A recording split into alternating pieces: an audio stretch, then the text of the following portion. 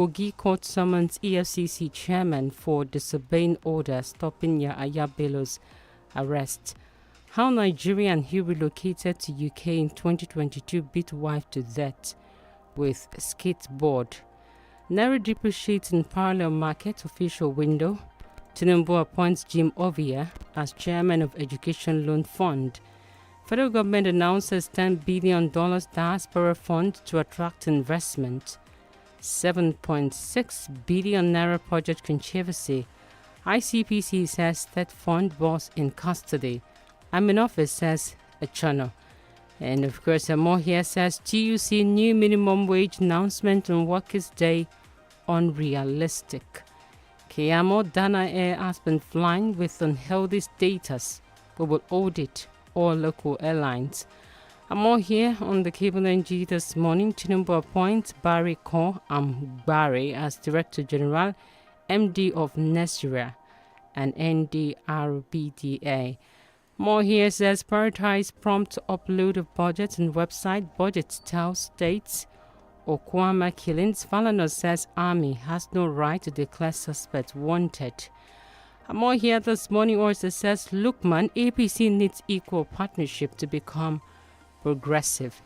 Tunji Ojo collapsed words of Suneja prison were owed but will prevent future occurrence. Alright, we take one more. Naira appreciates. Alright, this one says Naira depreciates in parallel market official window, and Nigeria Japan signed MOU to enhance rice seeds production. All of that are coming in here from the Cable NG this morning. Let's also look at the front page of the Punch newspaper and also take more headlines there. We have some latest news, and this says you can't destabilize any government. Benue government wants ex-governors. That's Benue government wants ex-governors. And we also have this one, noise pollution. Lagos seals 5 churches, 19 hotels. And court adjourns case seeking to sack 27 pro-Wike lawmakers. NSCDC arrests 8 fake Anambra private guards, recovers weapons.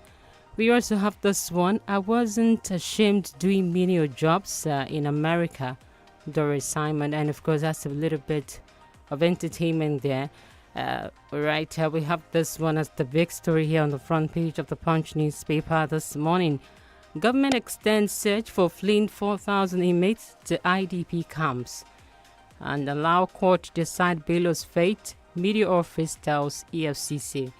I've always been mocked, insulted over my large size, huge size. That's according to Angel Babarobo. All right, that's a little bit of the lifestyle here and celebrity news. More here from the entertainment part of the paper this morning. Why my sickness taught me, what my sickness taught me. That's according to Zach OJ there. And of course, let's look at more headlines here. Still on the front page of the Punch newspaper this morning. Okay, and we have this one, elusive peace, internal crisis casts shadow over PDP's future. APC chief woos ex-Imo governor Ihedioha orders. All of that appears to be making the headlines here on the Punch newspaper front page this morning. We quickly look at the front page of the Nation newspaper as well. We have this one. Tinubu appoints 𝐃𝐈𝐒 as chairman of 𝐃𝐈𝐒 Fund. And we have it that President Bola Tinubu was appointed renowned banker and businessman Mr. 𝐃𝐈𝐒 as the chairman of the board of Nigerian Education Loan Fund. 𝐃𝐈𝐒 Fund, this was contained in a statement. Fuel scarcity bites harder in Abuja, Ondo, Osun orders, and Ronkel should be okay. Ill health necessitated my weight loss. That's a bit of entertainment there. Yahaya Bello Abuja American School refund $760,910 to EFCC. We didn't plan for 7 children. Family planning treatment failed us. We have this one. We didn't plan for 7 children. Family planning treatment failed us. We have this one as well. Ex-agitators pass vote of confidence on Otuaro commend Tinubu, ex-agitators pass vote of confidence on Otuaro, commend Tinubu. All of that appears to be making the headlines here on the front page of the Nation newspaper. All right, let's take a look at The Guardian and see if we have also some other headlines there. Okay, this is talking about what news? Burkina Faso suspends BBC Voice of America for 2 weeks. And it's saying Burkina Faso has suspended the BBC and Voice of America radio networks from broadcasting for a fortnight for airing a rights report accusing the army of attacks on civilians, authorities said. Complicit negligence, how weak power lines, vandalism, worsen electrocution incidents, how mushroom can serve as alternative to protein. We also have Imo PDP suffers another setback as L1M resigns. World Malaria Day, U.S. pledges to foster robust malaria services in Nigeria. Plateau killings, Operation Safe Haven engages Bokos and Mango stakeholders in Jos. All of that are making the headlines there on the front page of The Guardian. To the Premium Times, before we go into the analysis proper this morning, we have this one as exclusive. Contract scandal, ICPC detains Tet Fund director. And more here says, WHO commends malaria vaccine rollout in 3 more African countries.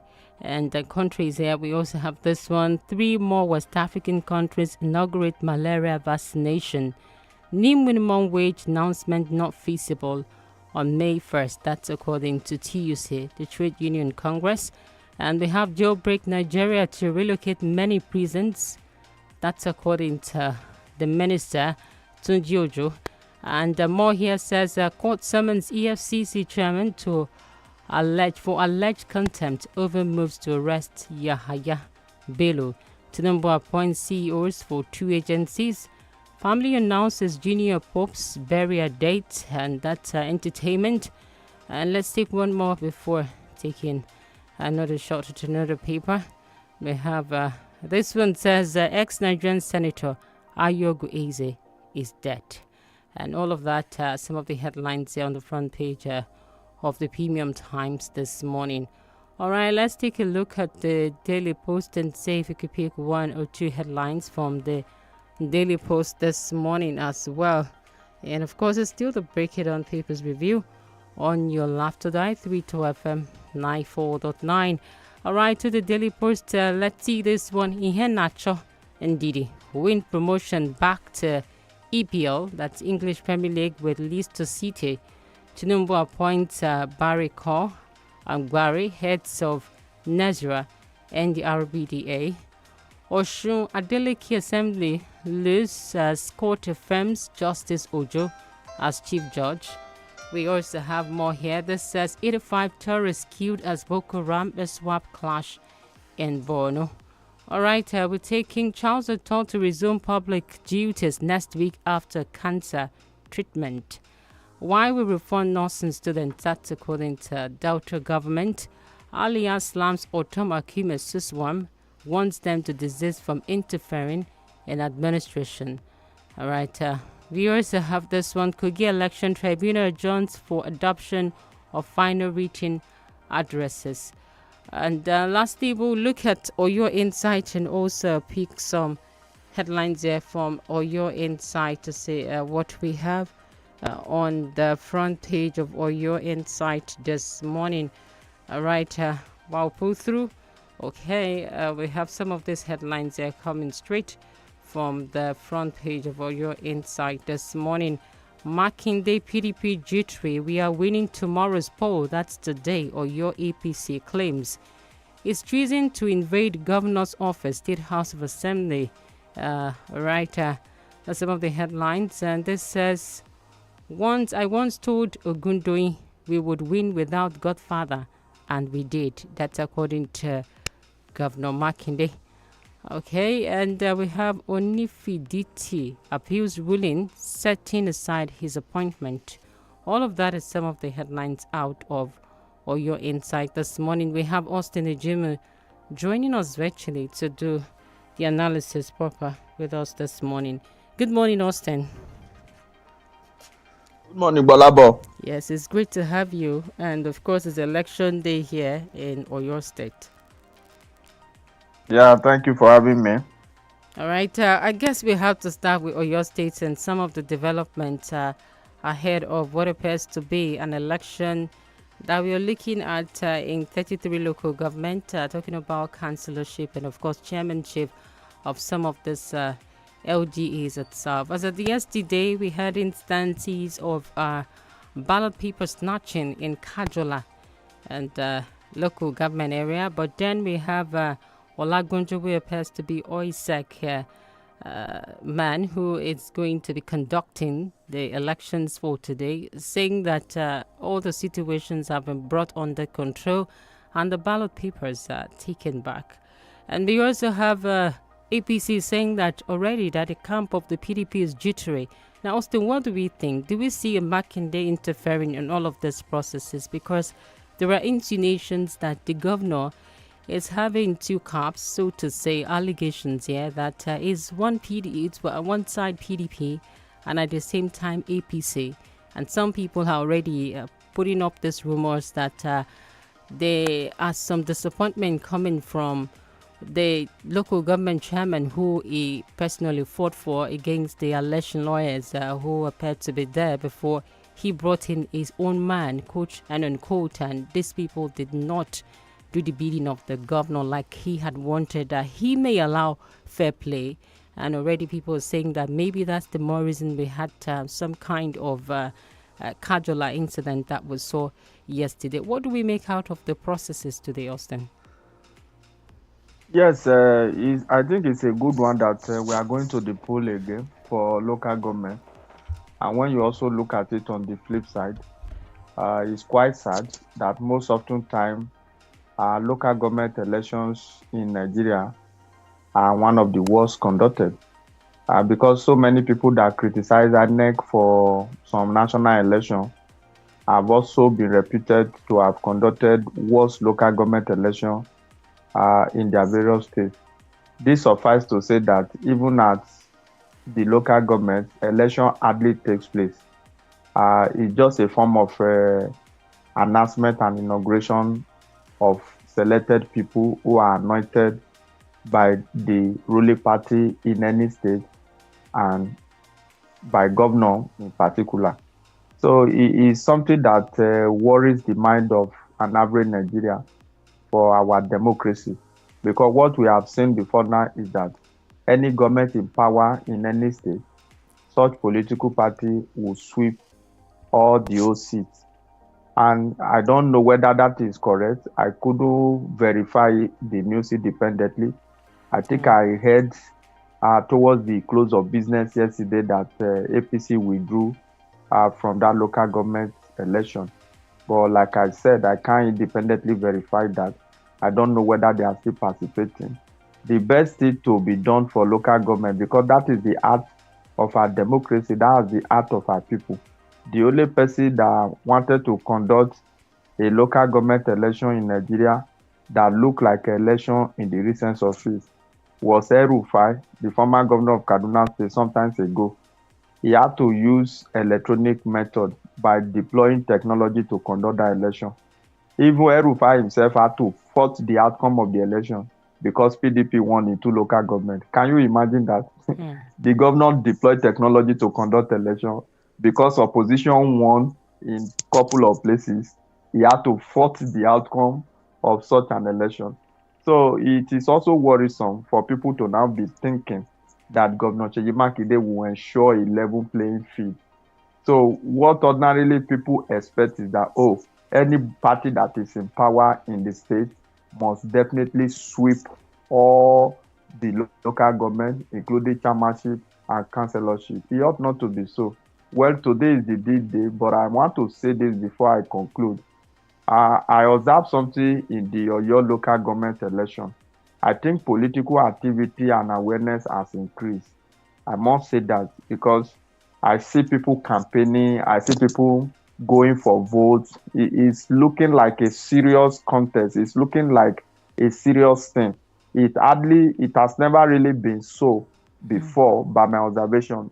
This is what we have always monitored: local government election and other Right. election. So I think there is a little change from what it used to be, because before now, what happened is that once you emerge as candidate of the ruling party, or once you are anointed or nominated by the governor or the wife of the governor or anybody that is close to the governor, you are as good as winning the election. But I see a situation where people still do a lot of campaign, and some people also feel that, oh, Governor Seyi Makinde is partly APC, is partly PDP.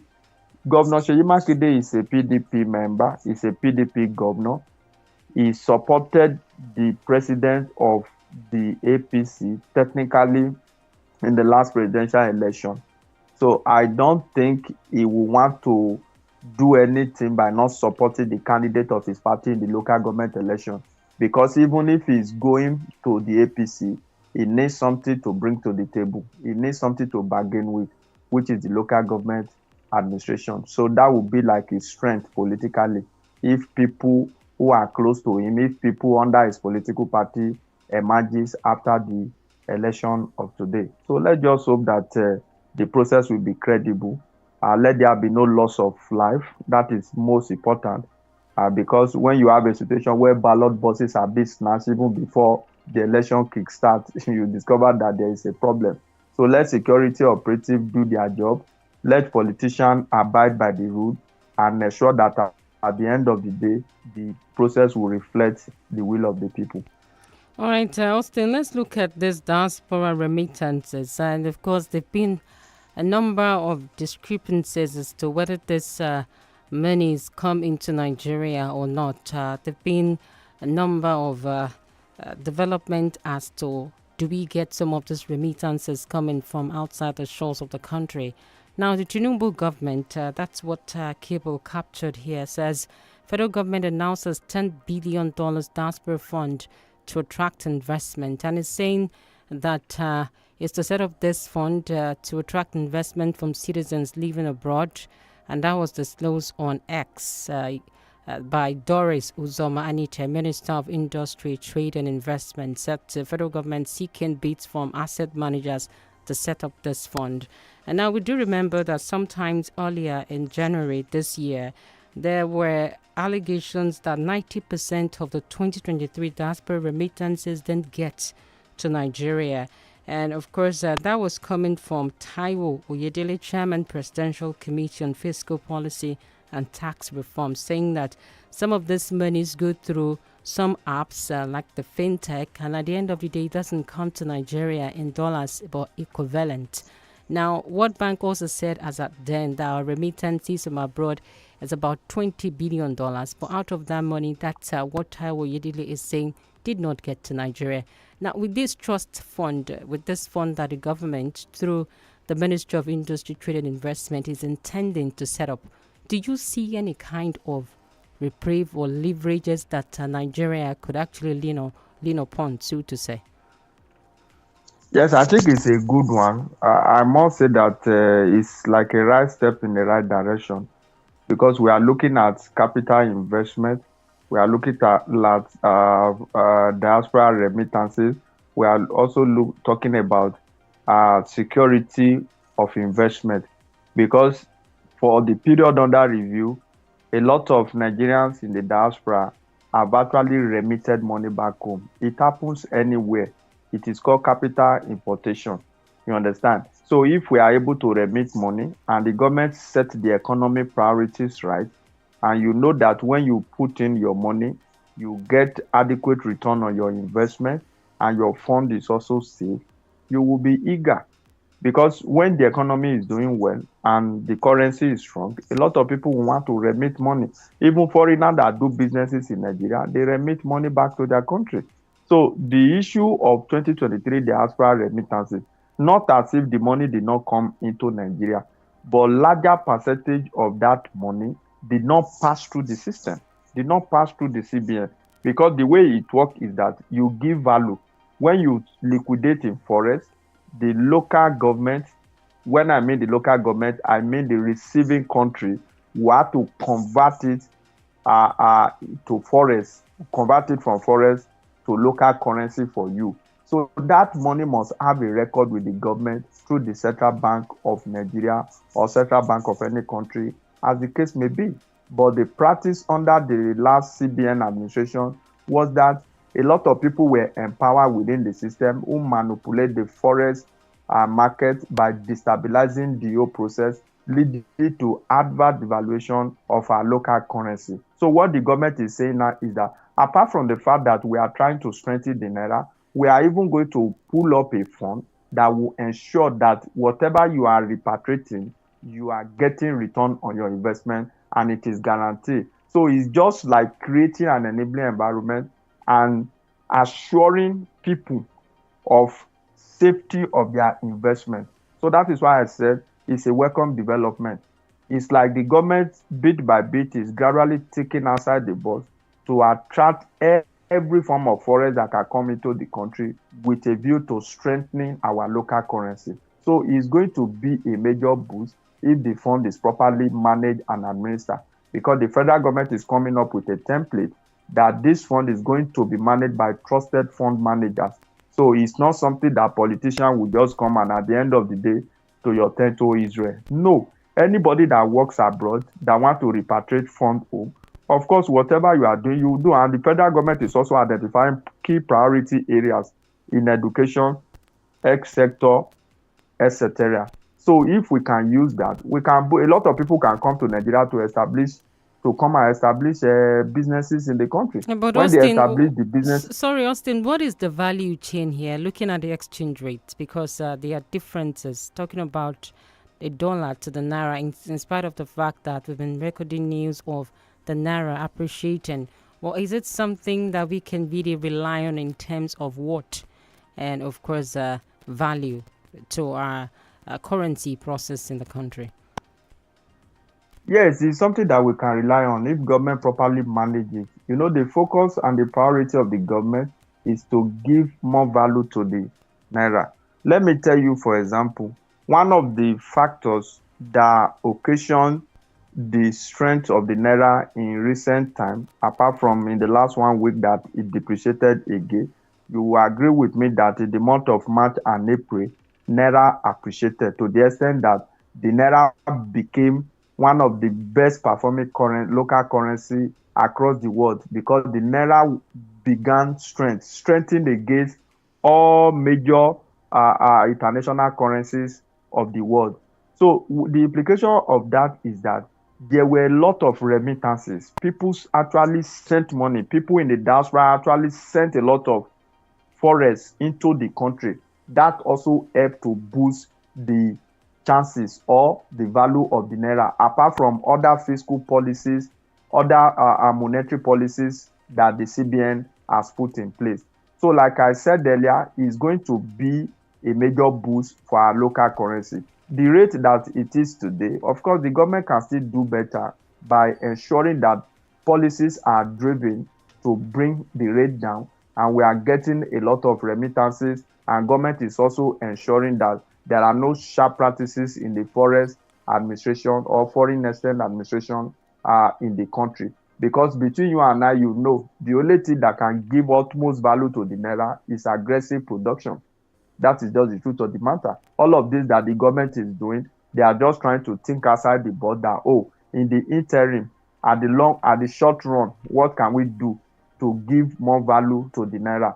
So it's going to be a win-win situation at the end of the day. Because when people repatriate funds, of course, the local economy will have adequate funds, even the forest, to be able to use and develop the economy. That is how economy grows all over the world. So if the government can keep to this, while on the other hand, pursuing aggressive production within our economy, and also making sure that at the end of the day, we eliminate issue of malpractices within the forest market. Of course, we are going to get there, and CBN has shown seriousness over time. Look at the issue of the Dangote refinery, for example.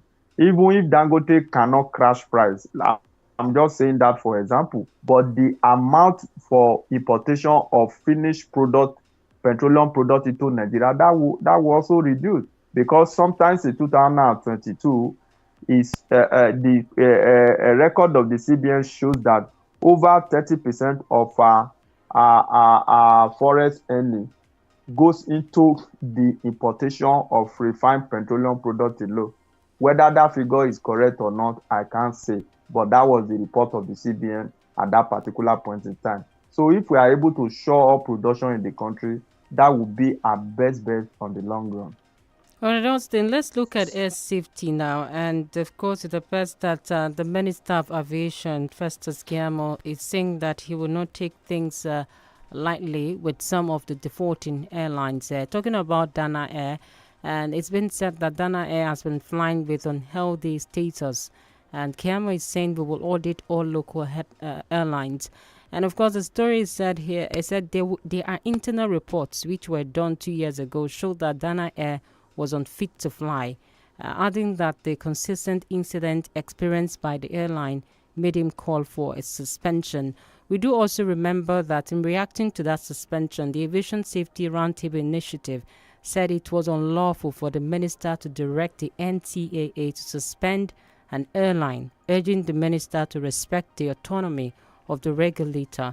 Now, we have the insider cycle in every sector of our economy, Austin, here, that wants to determine or call the shot when it comes to professionalism, when it comes to discipline. They don't want an outside force to do that for them. And of course, that is also playing out within the aviation sector, which has to do with life. And now we have Keyamo saying that once these errors have been done, it cannot be corrected. People's life are at stake. But is Keyamo taking a quick step, or it's medicine after that? Because he said there was an internal report for about 2 years. Nothing has been done about it. Dana Air has been flying. Why now, when things have gone ugly? Is it medicine after that? Is that what the minister is practicing here? Well, it depends on the way you look at it. Most of the time, you find it difficult to actually determine what we want as a people, especially Nigerians. At times, you find it difficult to really understand what we wanted. So the issue is that, according to Keyamo, 2 years ago by the last administration,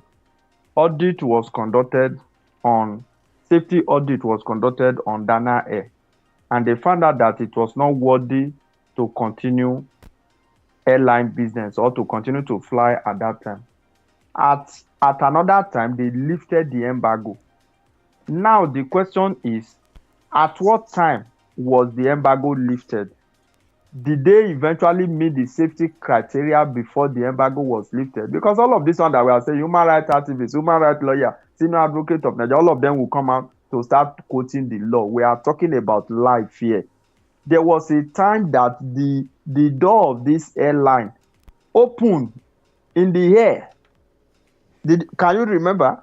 Right. The door of this airline opened in the air, and we are here quoting law. And the worst part of it, some of the privileged Nigerians that are quoting this law, they know the local airline they patronize if they want to travel. Why not all of us come together to address this issue? And the minister, of course, I also understand the position of the law that talks about autonomy, that there is a regulatory agency for the aviation sector in Nigeria, that why is the minister meddling? But what in a situation where there are compromised and corrupt officials of that agency who are supposed to carry out oversight, who are supposed to carry out supervisory duty over these various airlines? Is that not a possibility too? Or are we trying to say that, the minister should just keep quiet, and at another point in time we have another plane crash in Nigeria?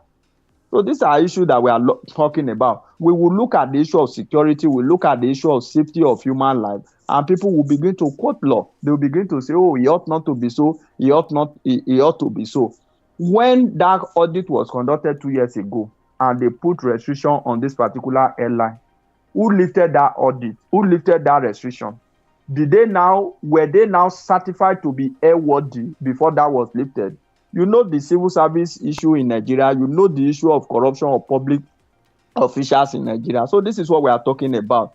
I want the federal government, through the aviation ministry, to conduct thorough investigation. Let's look at thorough investigation of this matter. This airline, there have been a lot of infraction. Apart from the issue of suspension, there have been a lot of infraction. Airlines skidded the runway. Of course, anything can happen. These are issues that have to do with safety, because it's not like my car or your car. When you are driving and you observe something, you can safely maneuver to the curb, and at the end of the day you break down, or you can even see people to help you by the roadside. But we are talking about airplane, we are talking about the airspace. Once it takes up, everybody is in danger. That is what we are talking about. Why don't we, for example, not dwell so much on the issue of the law? Let's dwell so much on the issue of safety. How safe are these airlines? We are using Dana Air as a case study today. We have other unhealthy airlines in Nigeria. Why don't we work on some of this area and ensure that any airline that will climb up, that will fly to the sky, must take the people to safety? That should be what should worry us. It's not about the law or how it's done. Of course, I realize also that how it's done is very important. But what I suspect is that maybe there are compromised officials within the NCCA, or what is the agency that regulates them. That is why the minister can also interfere. Because at the end of the day, whatever that happens, people may not call on that agency. It is the minister. They will even call on Mr. President. It is the minister that people will call on. So I understand the reservation of Festus Keyamo, but let there be no political interference. I don't want undue political interference. Let us deal with the issue of safety, and that should be it. All right, Austin, TUC is saying that the new minimum wage announcement on Workers' Day, that's May 1st, is unrealistic. Now, obviously, the organized labor is admitting somehow that this is a merry chase to say they're intending or demanding 615,000 naira as new minimum wage for workers. And it's also urging the government to announce this new minimum wage on May 1st. But now C4 is saying that may not be possible because negotiations are still ongoing with the federal government on the new minimum wage. Now, would we say that this is a merry chase by labor to ask for that kind of amount of money? Looking at the way the economy is it even commensurate to the prices of commodities in the market presently? And if this is done, what will happen to the average Nigerians that are not even working in the public sector? There is a saying that says that fortunes favors the daring. There's nothing wrong when you are ambitious. There's nothing wrong when you aspire. I feel that the NSCTUC, they are only aspiring. They are only being ambitious about the new minimum wage. We can't even do that. That's just the truth. That is the only way by which labor leader can be taken seriously, is one when they come out with objectivity and realistic positions, not just a branding figure because you feel that there is inflation in the country. Sometimes ago, the NSC president said they are demanding 1 million minimum wage. The government was just laughing him and say, what is this person saying? Do you know that as we speak now, as you and I speak this morning, there are 6 states that have not been able to implement 30,000 minimum wage? You may call it wickedness, but that's just the truth. There are still some states that have not been able to implement 30,000 minimum wage. So how do we deal with the issue? I think one of the challenges I have with the NSC is that they most often time talk about money, wage. They have never really considered how they can hold the government accountable to work on the economy, because the value of money is what money can buy. A minimum wage of 30,000, a bag of rice of 80,000. Does it make any economic sense? It does not make any economic sense.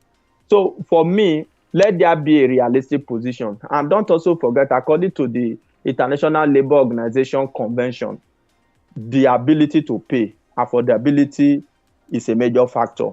You must consider the availability. Don't also forget the issue of minimum wage is not about the government alone. The private sector will also key into it. How many businesses can pay the minimum wage that the NSC is asking of? I think I saw a government proposal of between 155,000 to 200 at most. If the government realistically can do 150, in my view, I think it's okay based on the economic reality in the country. If the government can do 150, minimum wage, how many states will be able to pay this minimum wage of 150,000? So this is what we are talking about. So the OCFO TUC president has just come out to say that their aim is that the president might make the announcement on Labor Day, which is May 1st. May 1st is just on Wednesday next week. Of course, OCFO has come out to say that based on the consultation that is still ongoing, that may not be feasible. If May 1st is not visible, I think Democracy Day, maybe May 29 or June 12, the president or the federal government can announce a new minimum wage. By law, a new minimum wage is long overdue. By economic reality, it's even long overdue because people are pressured. The purchasing power of the people has been reduced to nothing based on the inflationary trend in Nigeria and even across the globe. So the minimum wage increment is imperative, but we must look at a realistic figure, a figure that is practicable, a figure that the government can pay, and let NSC shift their focus to holding the government accountable on working on the economy. Because we must, in my view, the days of 7,500 naira minimum wage, we were better off, if anybody can concur this money, we were better off than even now. So my problem is not in the wage increase. My problem is also the value of the money. What can this money buy? Don't forget, any minimum wage increase now, there will also be inflation. Whether the economy is good or not, anytime government announces a new minimum wage, inflation, prices of goods and services will go up because that's the way it works anywhere in the world. So the government and the NSC, the TUC, labor movement, let them look at the issue realistically.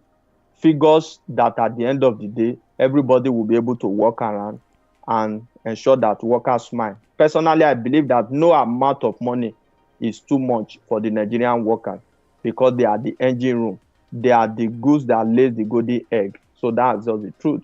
All right, Austin, before we go on our first break, we have this one. Government extends search for fleeing 4,000 inmates to IDP camps.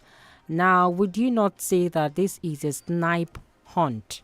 Because looking at how porous our system is in Nigeria. All right, let's take this break. We'll be back very shortly, Austin, to that particular issue before opening the phone lines. Please do stay with us.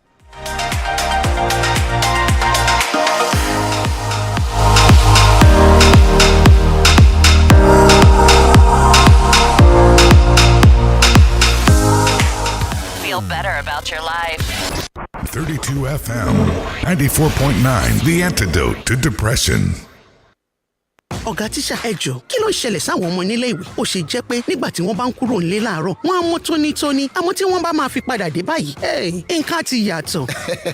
Iṣẹ́ ò dúró ni mà gbogbo akẹ́kọ̀ọ́ ni àtẹ̀rẹ́ ìdárayá ó kún un ló ń jẹ torí náà ìdọ̀tí òògùn aṣọ yíya àti bàtà tó dọ̀tí yẹn wọ́n ń ṣàfihàn pé alára tó jí pépé làwọn ọmọ yín. Ìyẹn mà tún ga o. Àwọn ọmọ rẹ nílò okun tó ṣara lóore máa fún wọn ní àkọ́tún Milo tí a ṣẹ̀ṣẹ̀ rọ lágbára sí láràárọ̀. Ó ní àwọn èròjà aṣara lóore tí ń ṣàtìlẹ́yìn ìpèsè okun fún wọn láti jára mọ́ iṣẹ́ òòjọ́ wọn. Milo okun ìtẹ̀síwájú. Milo! Join us this Saturday for an exclusive interview on the podium. It's going to be an all-revealing episode with Toba and the panelists. Guess what? They'll be joined by a man known for his dogged fight to return to the powerhouse of Edo State, Philip Schweibu. I am ready to fight this fight. Many deputy governors cannot speak. I am ready to speak because I was in the forefront for this democracy. We will not support any stranger that only come when there's election. Of course, Osman Godal is a stranger. We will allow strangers to come and rule us again. No! Now you know. Get set. Count your questions. Drop your comments on our socials. 32FM 949 Ibadan and 32FM 949 Fenya. Tune in at exactly 9 a.m. on the dot. No African time. Get in on the action with Betano, your exciting destination for sports betting. Enjoy an award-winning experience with amazing betting options, cash outs and missions, as well as other features. Join now and get a welcome bonus of up to 200,000 naira. Betano.ng, the game starts now. Kò bá jẹ́ 24, 29 tàbí 32 ṣáà ti fẹ̀yìn ẹ̀ pẹ̀lú wa lórí gbogbo ìkànnì ìbánidọ́rẹ̀ẹ́ kàn tẹ 32FM 949 fẹ̀yìn ẹ̀. Guys, if you've not tried us, here's why you're missing out. First, we're a licensed microfinance bank. Shush, it's not time yet. Also, get our reliable POS when you open a business account or a debit card that works with a personal account. Yes, you can instantly open an account from anywhere for reliability, security, convenience, and speed. You only need one bank. Guys, oh yeah now. Download the app or find an agent near you to get started. MoneyPoint, powering dreams.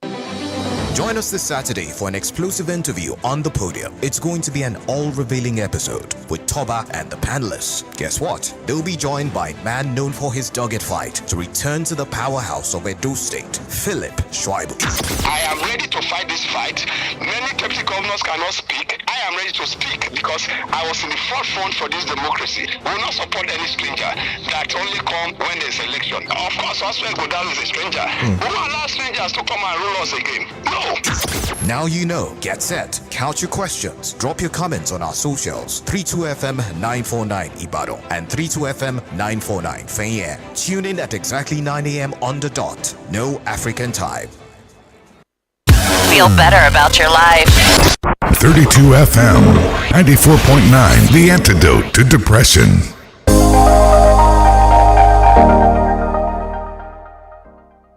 Welcome back. You're still on to Break It On People's Review here on 32FM 94.9. And of course, before we open the phone lines, we still have Austin doing the analysis with us this morning virtually. Austin, before that brief break, I was asking the question that is it possible with what the government intends to do? Is it not more or less like a snipe hunt here, saying that they want to go after 4,000 inmates who've escaped from Suleja prisons? We know how porous it is. We're still talking about some hardened criminals who have killed in Nigeria, and still the cases remain a puzzle to be solved. Now, do you see any resolve around all of this that the government intends to get? Yes, definitely they will be able to recapture some of them, but certainly it's not going to be all of them. That's just the fact. The government should also work on the state of our correctional facility. There are some people who are in prison that are not supposed to be there. That's the truth. We have a lot of inmates, a lot of people are waiting trial. Why are they there?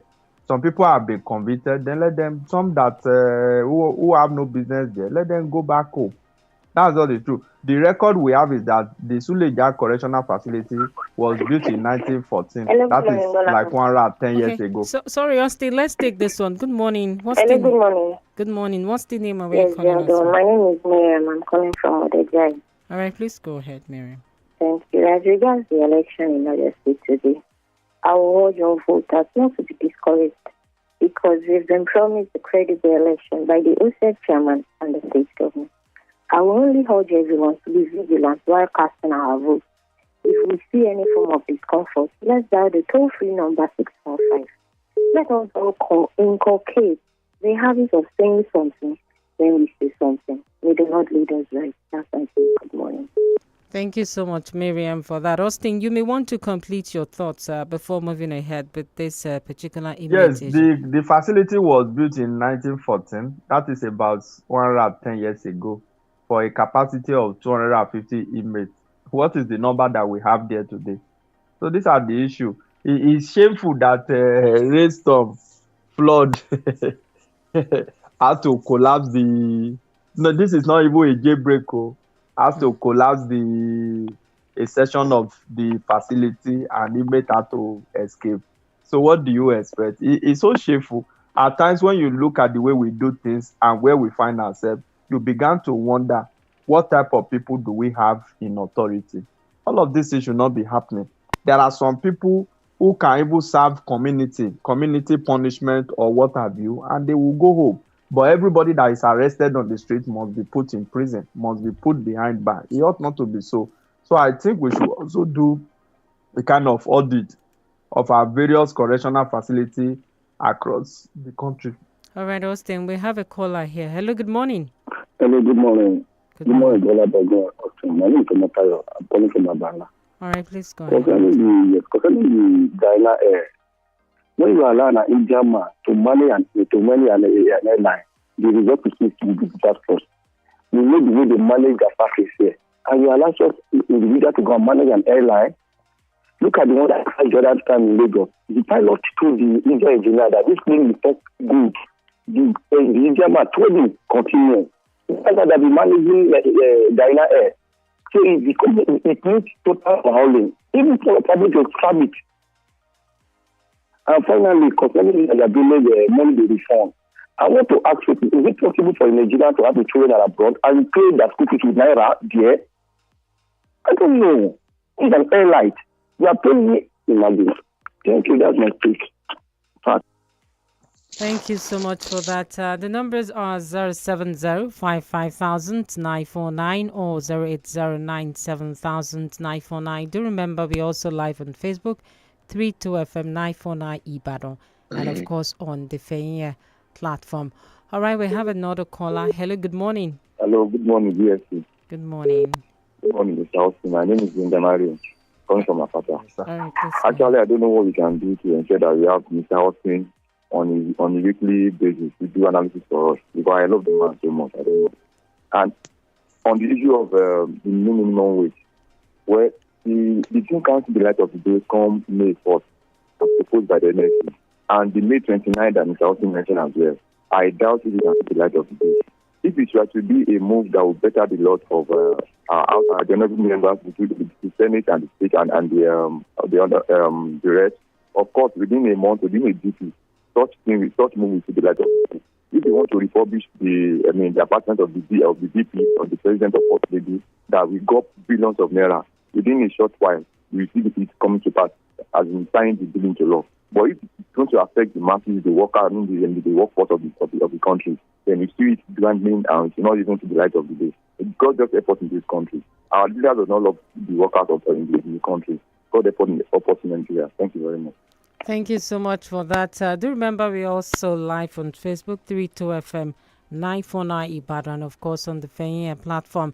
We have this one from Miriam Yetunde. Good morning. Here comes the long-awaited moment in Oyo State for we voters to cast our vote for those that will support the governor in bringing sustainable development to the state. Let's all match out en masse and contribute to a quota because together we can achieve a better Oyo State. Hello, good morning. Good morning. Good morning, okay. Good morning. Thank you, Austin. The aviation sector is a cesspool of corruption, just like every other part of it. But there is something, I might not like Kiamu for his instability, but I think I am in tune with this because I also call him in the audit. There are 3 other local airlines that were also indicted. We had 3 senior security safety experts that were actually fired because they called that the recommendation that was made over this very Ghana issue should be implemented. So I now ask, why is it that we don't like to do the right thing? And we'll have, like you said, the human rights now coming to tell us how it should be done at the expense of people's life. I think you should please go ahead. The other 3 airlines, they should name them and what came out of it. We shouldn't allow our people to thank God that if the plane even landed. What if it had crashed and people would have died? Good morning, this is okay. All right, thank you so much. Okay, going back to Facebook, we have Okediran Babatunde, minimum wage and federal government, and that's a question mark. Let's know what they are ready to offer and implement it stress-free. Remember the current price of fuel, power, accommodation, etc., which are the determinant factors. I also take this on from Demilade John, still on Facebook. Federal government should not increase any wage or salary. Market force was setting again, but we'll be buying food at exorbitant rates. Orishabu. Okay, that's a proverb in Yoruba there. All right, let's take this call. Hello, good morning. Good morning, Bonabo. Good morning, sir. Good morning, can you hear me? Yes, I can hear you loud and clear. What's the name and where you calling us from? Yeah, I'm Tanya Brown from Ibadan. All right, please go. Good morning, Austin. And thank you this morning for those analyses that they have. Thank you very much. Let me take an issue on Ghana Airlines and the government order banning its operation for safety reasons. Like the last caller has said, this has to do with life. I must tell you that Ghana Airlines should meet the minimum standards of safety requirements before flying. Excuse me. Ghana Airlines has consistently cancelled flights without reason. I am one of the victims of consistent cancellation of Ghana Airlines. In fact, Lagos, Port Harcourt, Lagos were cancelled without reason. And up to now, we are still talking. And I knew when this thing happened. Up to now, we are still talking about reform. Ghana is consistently, their standards must be improved. And if the government feel that they have to ground them and then take certain decisions to correct them, let it be. It's not a political issue. We are talking about the life of Nigerians. When you leave the land, you're on the air, and God have mercy on us. So Ghana Airlines should go back, put their home together, and do something for the safety of Nigerians. Thank you very much. All right, thank you so much for that. Our time is actually fast spent. Austin, do you want to react to anyone? Let's take this one as our last call. We'll round up now.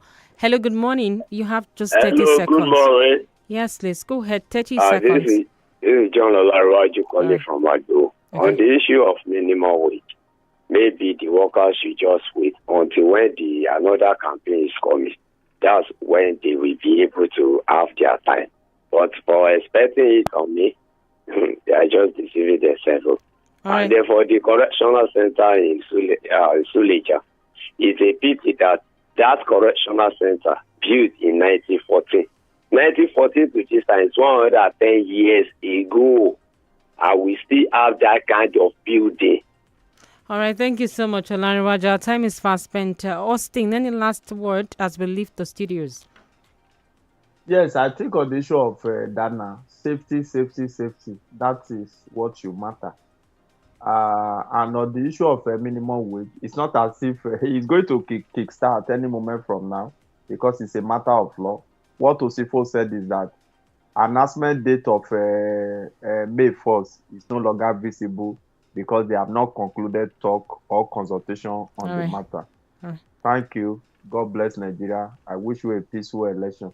All right. Thank you so much, Austin, for doing this with us. To all our callers, we say a big thank you. And those who also sent in their messages, we can't take most of them. Thank you so much for your contributions this morning. My name is GBOLABO, famous call. Do remember that Baba Fender is up next. Please do stay with us.